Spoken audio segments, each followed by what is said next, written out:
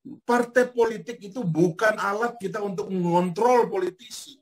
Partai politik itu didirikan oleh orang idealis. Nama-nama partai itu dari zaman dahulu itu adalah nama pemikir. Ya kan? Komunis saja itu ada pemikirnya. Marxisme itu. Sosialisme di Indonesia, partainya dibikin oleh Syahrir. Syahrir pemikir besar. Partai nasionalis didirikan Bung Karno. Bung Karno pemikir besar. Masyumi didirikan Pak Natsir. Pak Natsir ini pemikir besar di dunia Islam. Makanya dia bikin Masyumi. Lah itu pemikir. Lah sekarang kok tiba-tiba jadi bisnis? Lah itu harus kita koreksi dong. Terus ngapain kita sekedar mau masuk-masuk untuk gagah-gagahan terus? Gantian dong jadi orang kaya. Gantian dong merampok kekayaan negara. Kan kacau kalau kayak gitu, Mas. Gitu loh.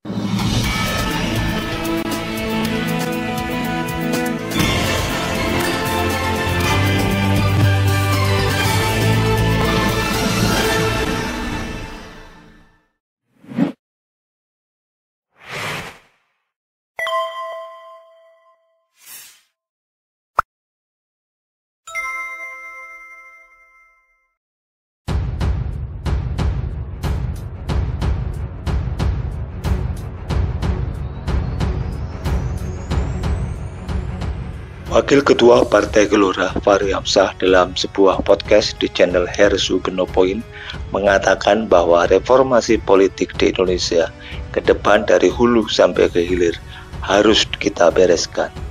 Misalnya, konsepsi partai politik dalam tradisi presidensialisme atau dalam tradisi-tradisi demokrasi partai politik kita ini sudah salah semua. Partai politik sekarang ini sudah menganggap mereka itu peternakan politisi. Mohon maaf saja saya ngomong kasar, begitu ujar Fahri Hamzah. Karena pada dasarnya mereka menganggap bahwa politisi itu petugas partai. Itu ada perbedaan tradisi demokrasi dengan tradisi otoriter. Dalam tradisi otoriter, bahwa pejabat itu adalah kaki tangan partai. Dalam sistem komunis, sekjen partai itu adalah presiden. Kemudian ketua DPW partai atau sekjen di tingkat DPW itu adalah gubernur. Ketua DPD-nya adalah bupati atau wali kota, sampai ke camat dan kepala kelurahan atau kepala desa. Di sistem pemerintahan kerajaan beda lagi. Di Saudi yang keturunan Ibnu Saud itu menjadi pemerintah. Sementara keturunan Abdul Wahab itu imam masjid. Pembagian di sistem kerajaan berdasarkan darah keturunan. Kalau di sistem komunis itu pembagiannya berdasar satu komando partai dan tidak ada partai lain. Dan dalam tradisi demokrasi, partai politik adalah event organizer. Partai politik menyiapkan orang untuk dipilih rakyat. Kalau orang tersebut terpilih dalam pemilu, akan menjadi pejabat publik. Kontrak partai politik dengan orang-orang yang dipilih rakyat itu adalah kontrak ideologi dan moral. Bahwa ada pejabat publik yang bagus, yang bersumber dari partai adalah kebanggaan, dan bukan malah tiap hari dikontrol, suruh dukung menteri ini dan itu. Selanjutnya, Fahri Hamzah memberi contoh seperti yang terjadi di Komisi 7. Ketua umumnya punya tambang dan lagi ngurus tambang ke Menteri ESDM. Ini anggota DPR Komisi 7 galak banget ke menteri yang bersangkutan dan menterinya komplain, dan akhirnya anggota komisi tersebut dipindahkan oleh ketua partainya ke Komisi Pendidikan. Dan contoh seperti ini nggak boleh lagi terjadi.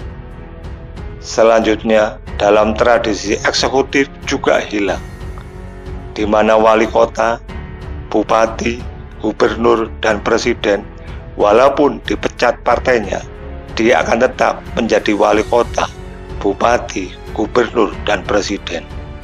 Partai politik tidak boleh intervensi, dan pejabat publik tersebut harus independen. Dan dalam tradisi demokrasi, partai politik tidak boleh mengontrol pejabat publik.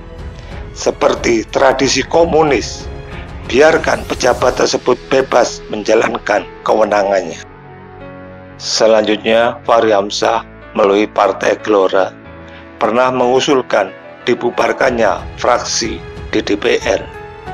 Karena buat apa ada fraksi yang tugasnya ngontrol-ngontrol orang, mindah-mindahin orang. Dasar daripada pengelompokan di parlemen dalam tradisi demokrasi itu berdasarkan kemudahan pengambilan keputusan dan berdasarkan penugasan sektoral. Ada yang disebut standing committee atau komite-komite yang sifatnya temporal, dan ada yang namanya kaukus dan lain sebagainya. Itu cara pengorganisasiannya. Makanya di dalam undang-undang MD3 kita nggak ada itu yang namanya fraksi. Karena itulah pengelompokan fraksi dalam undang-undang MD3 tidak harus berdasarkan partai, yaitu berdasarkan ikatan ideologis. Fraksi-fraksi berdasarkan partai politik bisa menyebabkan ketua-ketua partai politik seperti beternak di Senayan. Mudah sekali menekan menteri ini dan itu karena ada kepentingan partai di dalamnya. Begitu pula sebaliknya, dukung menteri itu, pilih sini dan sebagainya. Bahaya kalau seperti ini, karena anggota DPR bukan wakil rakyat lagi. Itu sangat berbahaya dan ke depan harus dibenahi dan diperbaiki melalui hasil pemilu dulu. Kalau kita ingin memodernisir demokrasi kita, pikiran kita nggak boleh bercampur dengan pikiran negara totaliter. Kontrol partai politik itu pandangannya totaliter. Kalau kita lihat, partai politik sekarang dimiliki oleh satu orang. Satu orang itu tak tergantikan. Orang itu kaya, punya kendali dalam banyak hal. Dan partainya akhirnya disuruh untuk melayani banyak pimpinan-pimpinan dan keluarganya. Kalau sudah seperti itu, namanya bukan demokrasi lagi, tetapi totaliter. Dan itu nggak bisa dibantah dengan argumen-argumen cara Indonesia. Tetap nggak bisa, karena itu totaliter. Partai politik itu bukan alat untuk mengontrol politik. Partai politik itu didirikan oleh orang idealis. Nama-nama partai itu dari zaman dahulu adalah nama pemikir. Komunis saja itu ada pemikirnya. Marxisme itu. Sosialisme di Indonesia partainya didirikan oleh Syahrir. Syahrir itu pemikir besar. Partai nasionalis didirikan Bung Karno. Bung Karno pemikir besar. Masyumi didirikan Pak Nasir. Pak Nasir itu pemikir besar di dunia Islam. Namun sangat disayangkan, saat ini partai politik kok jadi bisnis. Nah, itu yang patut kita koreksi. Untuk apa kita masuk partai politik kalau sekedar untuk gagah-gagahan saja? Gantian dong jadi orang kaya. Gantian dong merampok kekayaan negara. Kan kacau kalau sudah seperti ini, ungkap Fachri Hamzah. Seorang politikus seharusnya mempunyai privilege jika pikiran kita menjadi pikiran umum. Ketika kebijakan kita menjadi kebijakan umum. Ketika kita dikenal sebagai orang baik. Ketika kita dikenal sebagai seorang yang memperjuangkan sesuatu hal yang teguh, seperti kebanggaan kita kepada Bung Karno, Bung Hatta. Mereka semua bukan orang kaya, tetapi mereka orang idealis, dan hanya itu yang bisa kita titipkan. Partai-partai yang menyumbangkan orang-orang kaya nggak akan dikenal di masa depan dan akan hilang mereka itu. terutama sebagai seorang aktivis Islam yang menyadari akan pertanggungjawaban di akhirat, maka akan ngeri juga kita semua, ujar Fachri Hamzah. Maka partai politik harus kembali sebagai lembaga intelektual. Pimpinan partai politik harus ditantang menjadi seorang intelektual, jangan menjadi bisnismen. Bukan berarti hidup di partai bukan gak boleh mencari uang, tetapi setiap kita harus mempunyai isi pikiran. Pada dasarnya, partai politik itu harus ada idenya dan mesti ada ideologinya. Saat ini dunia mengalami krisis global. Seharusnya setiap partai mampu menjadi jawaban terhadap tantangan adanya krisis global tersebut. Dan yang menyedihkan, adanya krisis di dalam negeri kita yang juga luar biasa melanda. Krisis naratif, krisis kapasitas, dan krisis leadership. Karena setiap partai harus mengikuti pemilu, maka ada risiko untuk dipilih dan tidak dipilih. Maka setiap partai yang diniatkan untuk menjawab krisis yang ada, maka perubahan itu akan datang dan masyarakat akan terbuka pikirannya bahwa saat ini sudah waktunya masyarakat memilih partai dengan idealisme dan pikiran, bukan karena datang sumbangan atau sembako, tetapi ada perencanaan untuk menyelesaikan setiap masalah. Dengan tiket 2019, kita nyaris menyerahkan presiden dan wakil presiden yang akan datang kepada oligarki. Karena transaksinya dilakukan dengan tenang dan tanpa hambatan. Sementara Fachri Hamzah memprediksi semua partai politik menjual tiketnya untuk pembuatan biaya pileg. Dan kader partai saat ini tidak ada yang muncul sebagai presiden, dan tidak akan ada kader partai yang akan muncul sebagai presiden.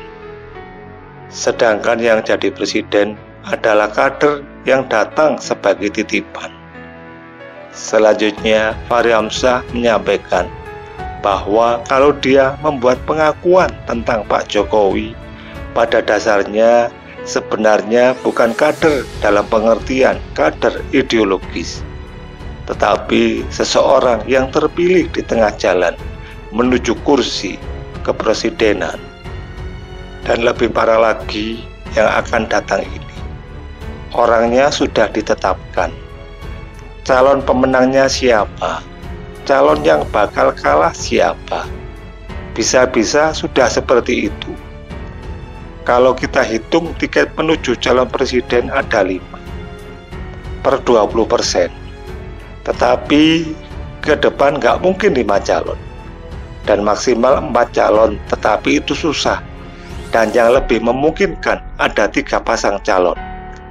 Kalau tiket itu 3, berarti dia bisa berada di kantong 1 orang. Dan orang tersebut bisa mengatur siapa nama-nama calon yang akan menang maupun kalah. Bahkan ada yang menyiapkan diri untuk kalah, karena nanti akan kebagian juga, ungkap Fachri Hamzah. Ikhtiar yang bisa dilakukan saat ini adalah melakukan judicial review di Mahkamah Konstitusi.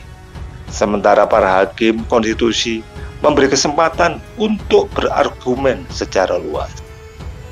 Dan di antara yang paling bahaya dari yang kita argumenkan terus adalah fakta bahwa tiket itu sekarang sudah ada di kantong orang atau oligarki.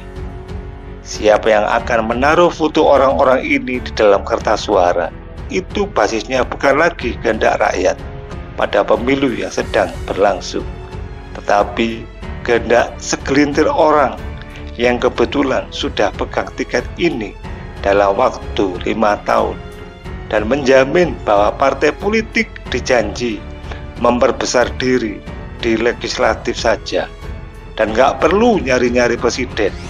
Tiketnya sudah dibayar supaya bisa beli atribut untuk perang dan memperbesar diri di mana-mana.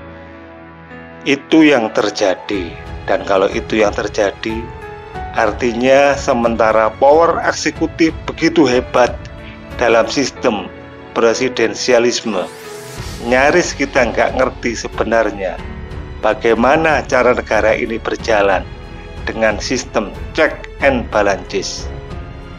Sementara itu, lagi-lagi kalau sudah ada orang itu dan terpilih lagi, datang lagi oligarki minta tolong dan mengatakan bahwa orang itu calon kita semua, jangan terlalu diawasin, biarin karena kita mau mengembalikan modal juga.